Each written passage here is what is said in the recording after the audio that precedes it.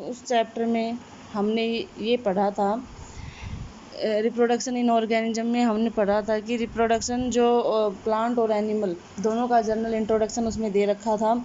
और अब उसके बाद हम बात करते हैं रिप्रोडक्शन इन फ्लावरिंग प्लांट्स। और रिप्रोडक्शन इन फ्लावरिंग प्लांट में हम पढ़ेंगे, जैसा कि उस चैप्टर में हमने इंट्रोडक्शन में किया था कि सेक्स और रिप्रोडक्शन में कुछ इवेंट्स होते हैं।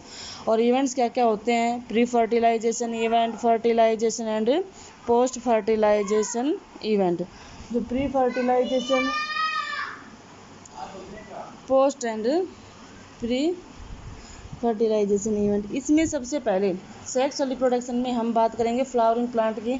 तो सबसे पहले ये है कि सेक्सुअल रिप्रोडक्शन फ्लावरिंग प्लांट्स में ही क्यों होता है? क्योंकि फ्लावरिंग प्लांट्स जो होते हैं वो फ्लावर बियर करते हैं, और फ्लावर जो होते हैं उनके ऊपर mail and female reproductive part होते हैं। Mail and female reproductive part होते हैं। और जो mail and female reproductive part होते हैं, मैंने वो उसमें भी बताया था कि फ्लावर जो होते हैं वो दो टाइप के होते हैं, bisexual flower and unisexual flower.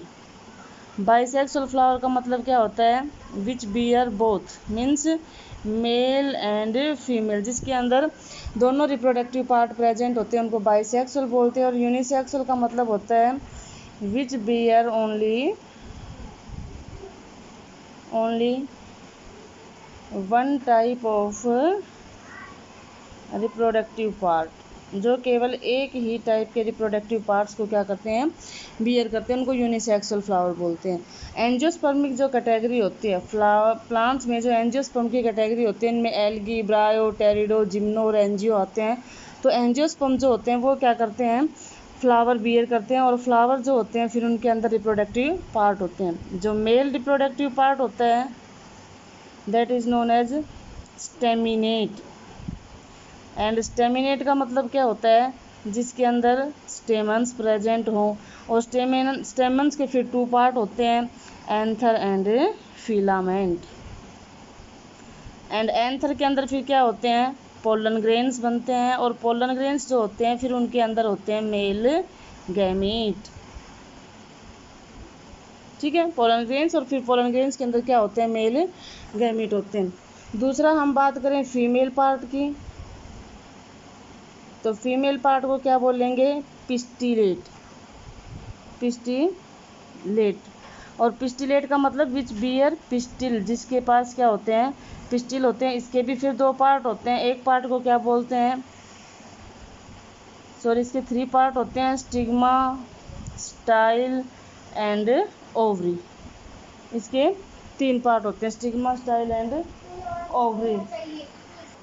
तो stigma, style and ovary. Stigma जो होती है उसके ऊपर मेल गैमीट आते हैं एंड वो स्टिग्मा के ऊपर आके गिरते हैं। स्टाइल जो होती है that is a long tube, that is a long tube, एक लंबी ट्यूब होती है। एंड जो ओवरी होती है उसके अंदर क्या क्या होता है? ओवरी के अंदर एम्ब्रियो सैक होता है।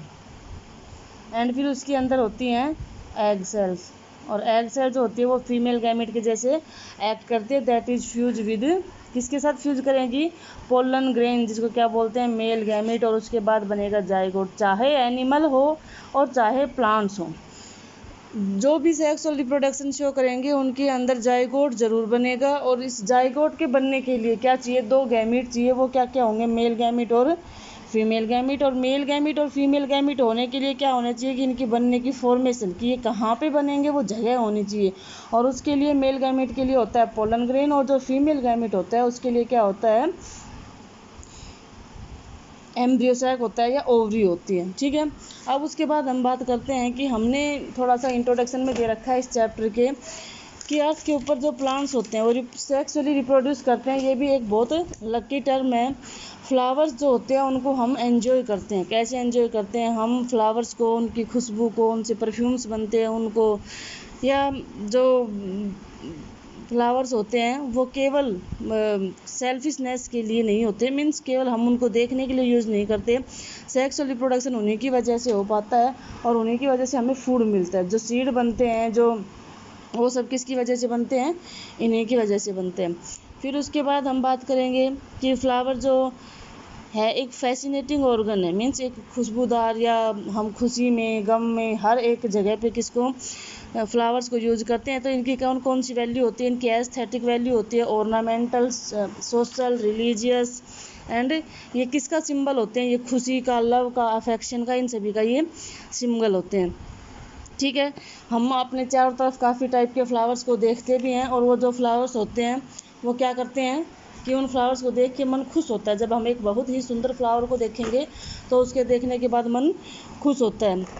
अब हम जैसे कि उस चैप्टर में हमने बात की थी कि जो सेक्सुअली रिप्रोड्यूस करते हैं, सेक्सुअल रिप्रोडक्शन के अंदर क्या होते हैं, इवेंट्स होते हैं, इवेंट्स इन सेक्सुअल रिप्रोडक्शन। कौन कौन से? जो फर्स्ट इवेंट होता है वो होता है प्री फर्टिलाइजेशन इवेंट। जो सेकंड होता है वो होता है फर्टिलाइजेशन, सॉरी एस, एंड जो थर्ड होता है वो पोस्ट फर्टिलाइजेशन। यही किया था हमने। और ये जो होता है, अब इन्हीं चीज़ों को मैंने उस चैप्टर में बताया भी था कि हम दोबारा से उन्हीं चीज़ों को क्या करेंगे, रिपीट करेंगे। इसमें थोड़ा सा इलेबोरेटिंग फॉर्म है उसकी। तो सबसे पहले हम बात करेंगे pre fertilization event.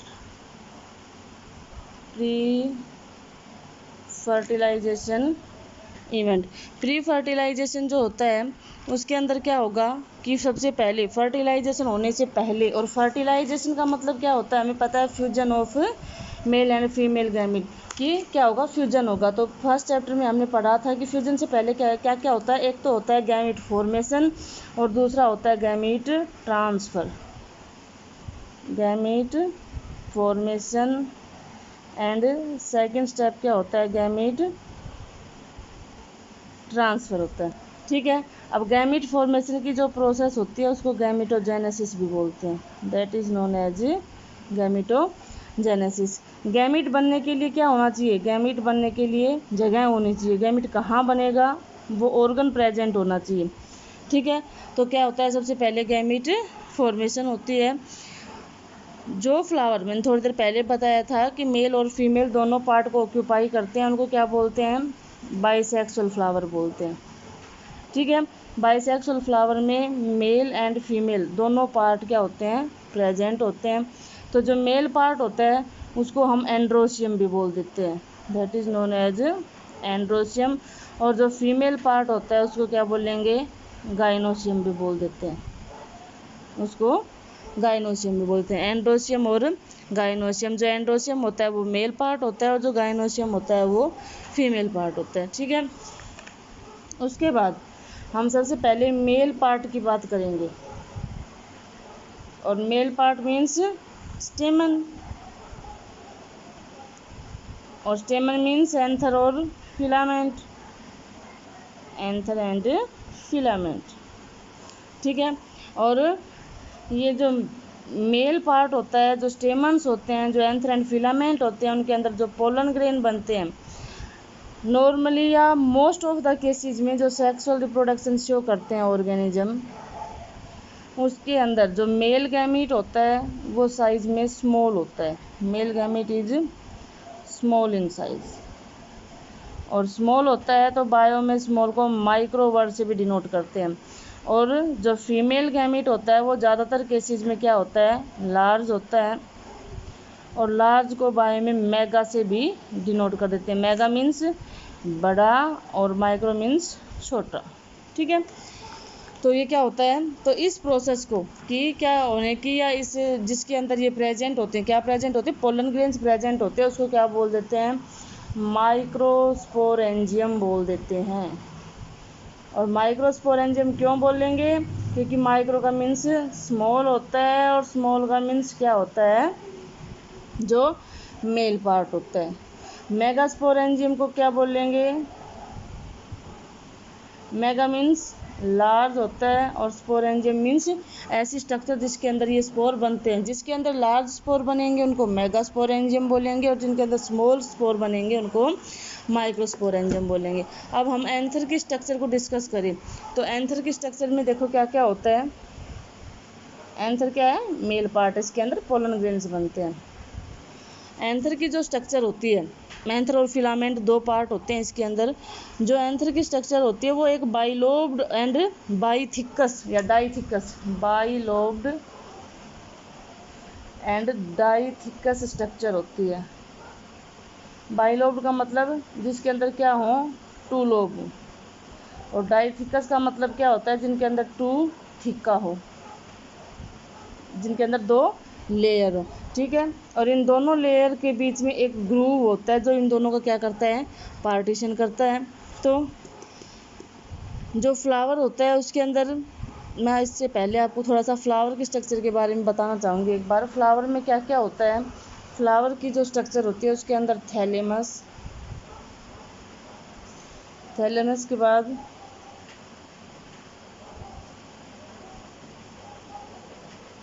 Petal, sepal या कैलिक्स और कोरोला भी बोल देते हैं, कैलिक्स एंड कोरोला बोल देते हैं।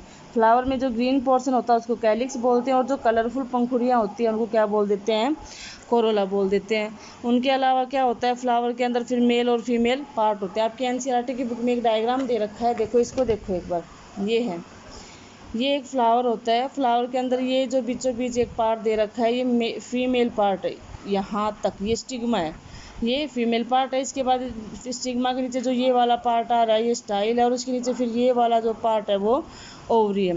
ये इसके अंदर सेपल्स होती हैं और ये इसके अंदर कोरोला या पेटल होती है। सेपल्स को कैलिक्स बोल देते हैं और जो कोरोला है उनको पेटल्स बोल देते हैं, जो कलरफुल पार्ट होता है। उसके बाद ये काफ़ी सारे मेल पार्ट होते हैं, और नॉर्मली सेक्सुअल रिप्रोडक्शन में जो मेल गैमीट होते हैं वो अनॉर्मस नंबर में होते हैं, ज़्यादा होते हैं। तो इनमें ये एंथर है और ये इनके नीचे फिलामेंट है, फिर एंथर, फिर फिलामेंट, यहाँ पे एंथर, फिर फिलामेंट। तो ये एक बाइलोब्ड स्ट्रक्चर है, दो लोब दिखाई देंगे इसके जैसे, जैसे इसमें दिखाई दे रहे हैं, दो लोब हैं, ये एंथर है और ये इसके नीचे फिलामेंट है। ये फीमेल स्ट्रक्चर है, इसके अंदर सॉरी ये इसका कट सेक्शन है, यहाँ से अगर हम इसको कट कर दें तो ऐसा दिखाई देता है। तो इसके अंदर ये क्या दिखाई देती है, दो लेयर दिखाई देती है और बीच में एक थिक्का दिखाई देता है जिसको लाइन ऑफ डाइसेंस भी बोल देते हैं। और ये पोलन सैक होता है, पोलन सैक से ही पोलन ग्रेन बनते हैं, क्योंकि लिक्विड प्रेजेंट होता है उसके अंदर, पोलन ग्रेन अपने आप को मैच्योर करते हैं। और ये फिर नीचे फिलामेंट होता है, जैसे ये एंथर फिलामेंट है तो ये कट सेक्शन दिखा रखा है, और ये इसके नीचे फिर फिलामेंट होता है, ठीक है। तो ये क्या होते हैं, फ्लावर के पार्ट होते हैं।